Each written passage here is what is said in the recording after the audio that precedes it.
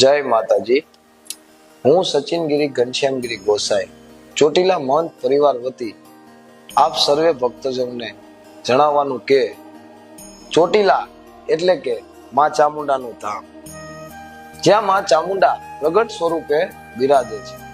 આપ સર્વે ભક્તજનોને એટલું જ જણાવવાનું કે અને ખાસ વિનંતી પણ કે આ વિડીયોને છેલ્લે સુધી સાંભળજો અને બને એટલું આગળ બીજાને પણ મોકલશો. તો સર્વે ભક્તજનોને જણાવવાનું કે ચોટીલામાં નિજ અને પૌરાણિક મંદિર એક જ છે, જ્યાં માં ચામુંડા પ્રગટ સ્વરૂપે બિરાજે છે. માં ચામુંડા પર્વત ઉપર મુખ્ય મંદિર આવેલ છે, જ્યાં પ્રગટ સ્વરૂપે માં ચામુંડા બિરાજે છે.